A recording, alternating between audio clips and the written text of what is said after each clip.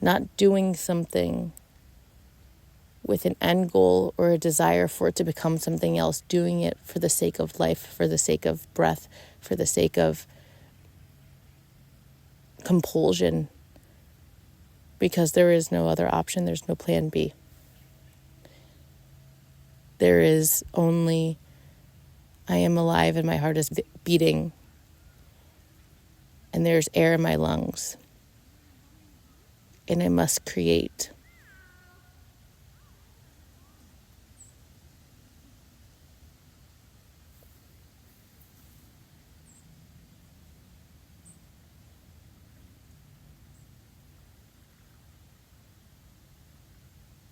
Help Me See is a podcast dedicated to the art of seeing. It's a space for the restless visionary with an insatiable desire to create the life and work you're meant for. My name is Bianca Leah Mora, and I'm a photographic artist, a mother, and a coach who's transformed my fear of loss into power, art, and philosophy. One of the scariest quotes I never want to say is, "I wish I knew at the time." But I truly believe that we have the innate ability to bring our wise 20/20 hindsight to our now. You can deeply experience your nostalgia now while it's actually happening with no regrets. All you have to do is see. In this show, we laugh, we cry, we get inspired, we overshare. We have life-changing conversations around making meaning, self-discovery, and shedding all of the BS layers in order to reconnect to our own sacred vision. Seeing yourself is an essential key to living powerfully. You are the vessel, the lens that filters absolutely everything in your life. What are you filtering for? Whether it be conversations with fellow artists and visionaries or my solo audio journal style introspective ramblings, each episode is meant to feel like an exhale, an unraveling of truth, a moment for you to be able to put your finger on something that you haven't been able to for far too long. Come exactly as you are. It's perfect. Honor your instincts. Let's uncover some of the most important things in our lives, which all too often can slip out from our view. Let's commit to seeing and consciously creating what only you can in your one and only life. Let's dive in. Hello, and welcome to another episode of Help Me See. Today I am coming to you from a stunningly gorgeous nature walk. It is peak fall here in the Midwest, and oh my gosh, nothing captures my attention more than the changing leaves. It's so interesting.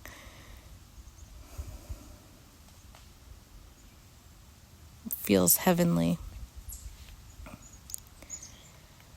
I feel so compelled to be in it as much as possible because it's so fleeting that after school yesterday, when we picked up the kids and we decided to take them to a park just to be outside together. So often my partner and I kind of tag team and like switch. Look at this. Is that an eagle or a hawk? It is right above me.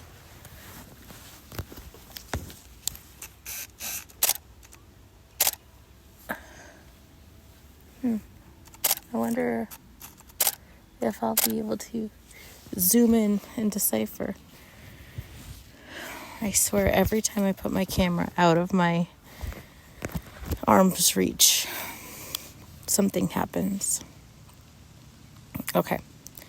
Picked up the kids, took them to the park, played by the river, and then it's time to go, and there's this playground at this park, and it was getting dark, and we ran out of time, and we're going to go home, and my son starts panicking that he doesn't have time to go on the playground, and all of a sudden starts yelling that we wasted his time. You wasted my time. You wasted my time. This is the worst day ever. And it's just a very new thing that he's been saying. You wasted my time. And I found myself, telling him that I understand that he feels panic and upset that he realized that we weren't going to get to do what he wants to do, but that doesn't have to take away from the time he had. So it doesn't have to be a waste. And I'm like laughing at myself as I'm saying this, because this is probably the number one thing that I yell at myself about internally every single day. It's the threat of having to say, you wasted your time. You wasted your time. Even today, I got here at almost 9, 8, and I walked around with almost panic. What do I do with this energy, with this time? I spent the first 2 hours listening to music and taking photos, which is super interesting because I usually don't take nature photos that often. And it was like, just blissful experience.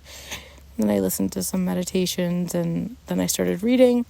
And then, of course, I opened to a passage that I read, and I was like, oh my God, I have to talk about this. And then I read 2 pages more, and I couldn't. I had to stop and decided I was going to talk to you about this. So I'm going to read what I read that inspired me to start recording. So this is from Mary Oliver's A Poetry Handbook, a prose guide to understanding and writing poetry. And the part says, poetry is a river. Many voices travel in it. Poem after poem moves along in the exciting crest and falls of the river waves. None is timeless. Each arrives in historical context. Almost everything in the end passes. But the desire to make a poem and the world's willingness to receive it, indeed the world's need of it, these never pass. If it is all poetry and not just one's own accomplishment, that carries one from this green and mortal world that lifts the latch and gives a glimpse into a greater paradise, then perhaps one has the sensibility, a gratitude apart from authorship, a fervor and desire beyond the margins of the self.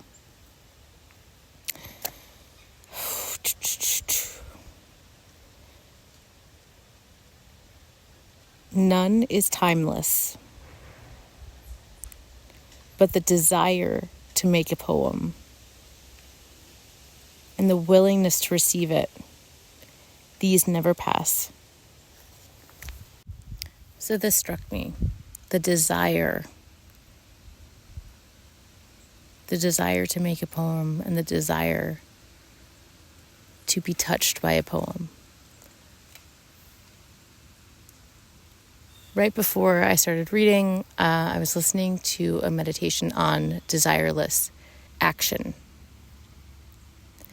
And I chose that meditation. I chose that title because yesterday I wrote something on Substack on a note that said, if no one could ever see it, if it could not serve anyone, if it never led to anything,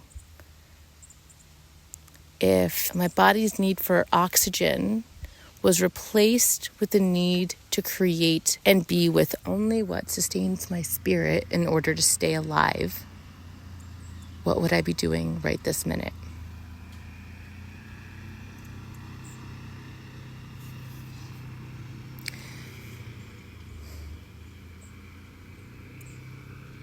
Just from tracing back that thread, I think it's really important to note how obvious and clear it is when you place attention on something, how that attention expands, how that experience expands.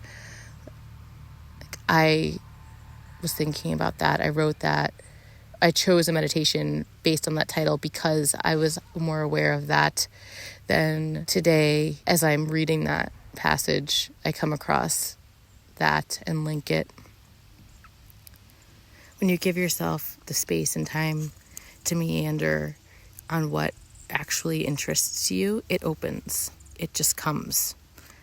I feel like this is a magically mundane version of magnetism and manifestation. That's what it feels like.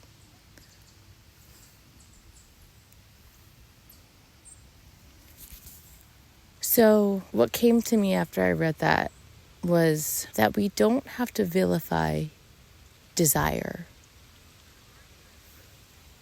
I know like non-attachment is important, but non-attachment can also feel like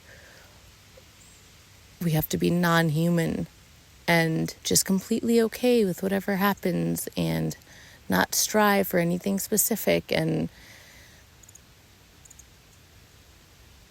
I believe it feels like the point is to distill your life down to the point where your desireless action is filled with desire in and of itself. So find the place where your deepest desire is the action that is available to you right now. Right? Because whatever you're striving for, whatever goal you have, actually isn't the end desire. It's not like the deepest level of the desire, because like whatever it is, you can go layers beneath it until you get to the core of why you want that thing and what you believe it's going to make you feel. If I want a book published, if I want gallery representation, if that is the desire, let's just say gallery representation, the desire is that to feel validated in my vision, to feel like deeply seen and understood.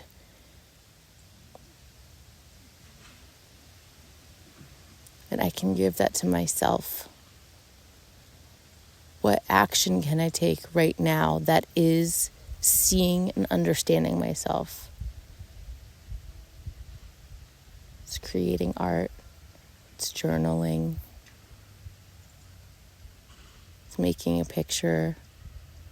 It could be self-publishing a book, not waiting to be seen or recognized and validated externally. Whatever it is, transmute an end goal desire into something you can give yourself right now.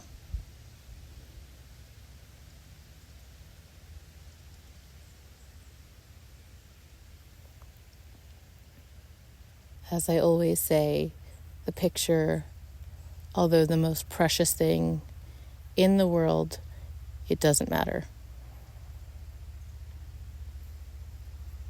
What matters is the alchemy of what rose up inside of you that created that exchange, that created the event, that creation of the image. The meaning that it is infused with and emits, and the iterations that follow, and the ripple effect that comes from that. It all comes from this nucleus of super concentrated truth.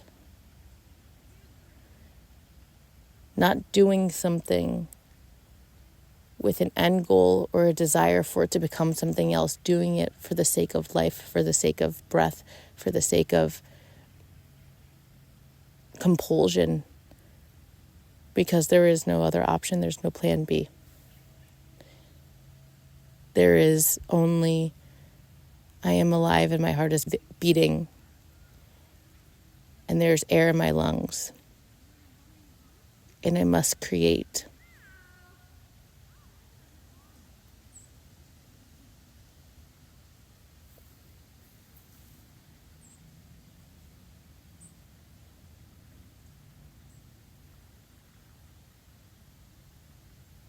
it makes me think about cute aggression.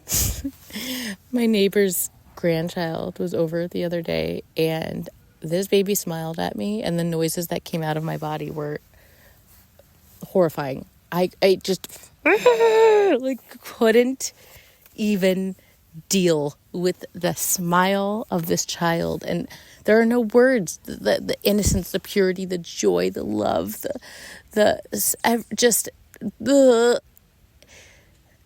it's such a immediate reaction. There's no room for strategy. There's no room for overthinking. There's no room for conditional circumstances. It's just unconditional life that erupts from something that reacts.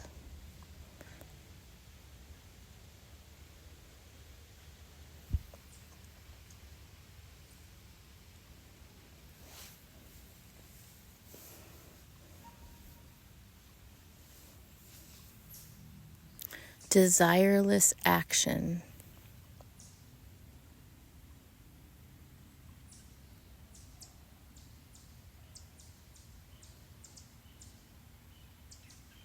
Think about what you want. Think about what you desire. And dial it back until that same kernel of truth is an action of desire. Is desire and action at once.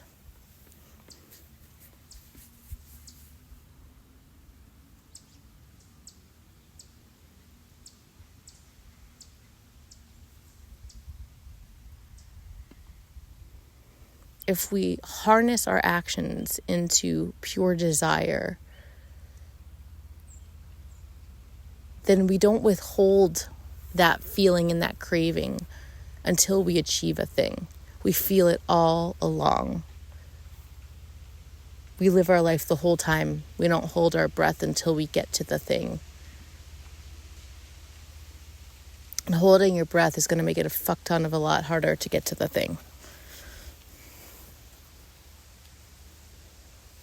And when you hold your breath until you get to the thing, it usually never feels worth it. What's worth it is right now, I'm looking up in the sky and there are leaves falling, twirling, and glowing, and sparkling, until they gently land in the grass. What more can I ask of myself than to actually see that right now? Close your eyes and let them open on something right in front of you right now.